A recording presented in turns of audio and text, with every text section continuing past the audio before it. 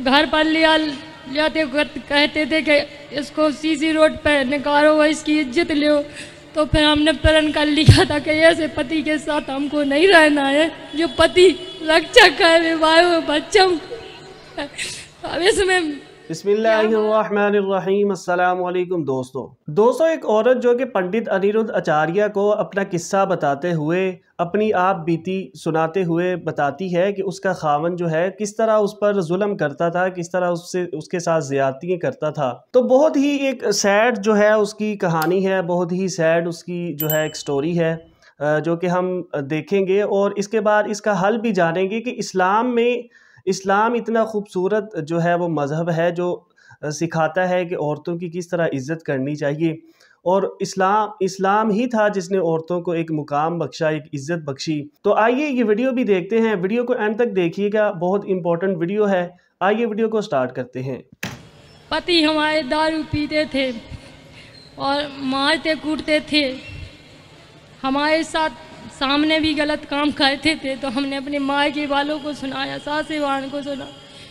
2 दफ़े हम आत्महत्या करने पे भी मजबूर किए, एक दे कुआं में भी गिर पड़े थे, एक दे फांसी तो बचा लिया था। कहाँ हैं आपके पति? पति हमारे गांव में रहते हैं। फिर हमने कही ऐसे फिर इतना अत्याचार होते हुए फिर 4-4, 6-6 घर पर लियाते कहते थे कि इसको सीसी रोड पे निकालो व इसकी इज्जत लो। तो फिर हमने प्रण कर लिया था कि ऐसे पति के साथ हमको नहीं रहना है, जो पति रक्षक है, विवाह बच्चों। अब इसमें क्या हमारा दोष है? नहीं, आपका कोई दोष नहीं है। फिर रिश्तेदार को पता पर हम आए के कही हमने कि 100 कीचड़ से 1 कीचड़ सही है, हमें एक दफे हम अपने कर्म को रोएंगे। बच्चे हैं आपके? बच्चे हैं। सुनो गुरुजी, हमारी 27 साल उम्र आती जब रिश्तेदारन के सामने हमने ससुर के माँ के कि हमारी दूसरी शादी कर दो, हम नरक की जिंदगी नहीं जिएंगे, फिर हम कर्म को दोष देंगे। फिर रिश्तेदार ने गोबड़ा करके बच्चा टीकमगढ़ में पढ़ते थे, पर जीजा ने भी हमारे जो दूर के थे उनने अत्याचार और मुझे बहन बना के फिर बीवी बनाया, बच्चा दानी भी निकलवा दी। और आज हमारी थाने में बेइज्जती करी, घर में पेड़ के 2 घंटा हुआ तन्ने मारो और थाने में उन हम पे कोई कागज पे दस्तखत करवाना है कि जब मरे चाची के बता हमारा क्या दोष है। ना पहले बहन बनाया, दोस्त तो भगवान से फिर दबाया, हमसे 8-10 तैया उनके ही तरफ से थे।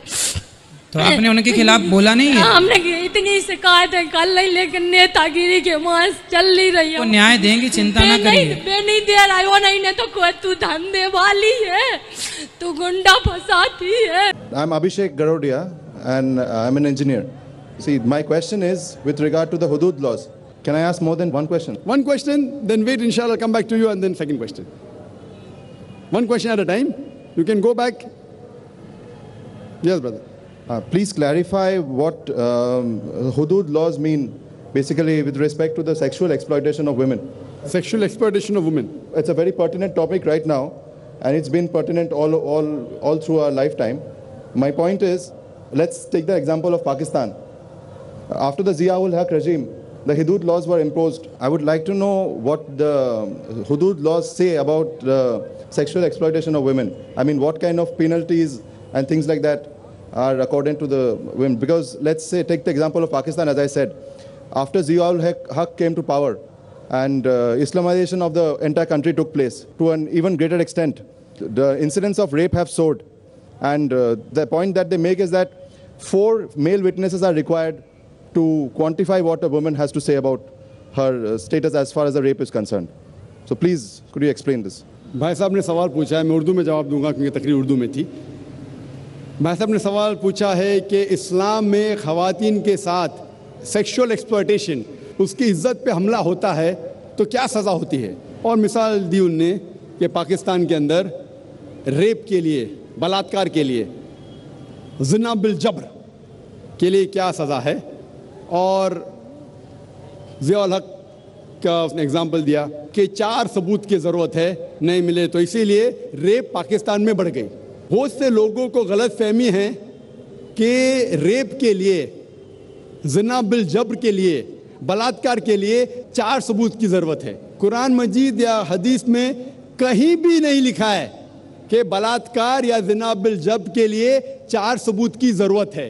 कुरान मजीद में लिखा हुआ है, जो मैंने आयत कोट की, सूरह नूर सूरा नंबर 24 आयत नंबर 4 में, अगर कोई इल्ज़ाम लगाता है औरत पर कि उसने कोई ज़िना किया, दूसरा कुछ किया, तो 4 सबूत की ज़रूरत है, या बच्चा लाने बराबर ने। ज़िना के लिए अगर कोई इल्ज़ाम लगाता है कि ये औरत ने ज़िना किया या वो मर्द ने ज़िना किया, तो वो आदमी जो इल्ज़ाम लगाता है उसको 4 सबूत पेश करना फ़र्ज़ है। अगर 4 सबूत पेश नहीं कर सकता तो वो आदमी को 80 कोड़े पड़ेंगे।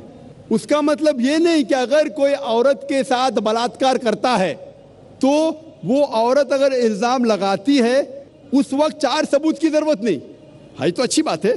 और ये हदीस में आता है, सही हदीस में, कि एक बार एक औरत कहती है कि एक आदमी ने मेरे साथ बलात्कार किया, और मोहम्मद सल्लल्लाहु अलैहि वसल्लम फौरन सही आदमी को जिसने बलात्कार किया उसको सजाए मौत देते हैं। सही हदीस है। उस टाइम 4 सबूत की ज़रूरत नहीं, लेकिन सबूत की ज़रूरत है। It may be an evidence only of the women, but it should be backed up with circumstantial evidence. मतलब बलात्कार अगर कोई औरत इल्ज़ाम लगाती है, अगर साबित होता है, चाहे वो मेडिकल साइंस से हो, चाहे वो एनी वे से हो, साबित हो जाए तो वो आदमी को सजाए मौत है इस्लाम में। इसीलिए आप देखेंगे इस्लाम में there is something like modesty. हर रिलीजन में कहा गया है कि औरत को मत छेड़ो। आपने कहा सेक्सुअल एक्सप्लॉयटेशन बहुत किस्म के होते हैं। एक होता है कि ईज टीजिंग, बाद में various other thing, and one of the highest is rape. वक्त नहीं कि मैं सारे एक्सप्लॉयटेशन की बात करूं, लेकिन टॉकिंग अबाउट ईज टीजिंग, सारे मज़हब में कहा गया है कि औरत को मत छेड़ो, औरत का बलात्कार मत करो। हिंदुइज्म में कहा गया है, क्रिश्चियनिटी में कहा गया है, इस्लाम में कहा गया है। लेकिन इस्लाम में तरीका दिखाया गया है किस तरीके से माशरा बने जहाँ कोई औरत को न छेड़े, कोई औरत का बलात्कार न करे। इस्लाम के अंदर हिजाब है। हिजाब, लोग हमेशा बात करते हैं औरत का हिजाब, औरत का हिजाब। अल्लाह ताला कुरान मजीद में पहले आदमी के हिजाब के बारे में जिक्र करते, फिर औरत के।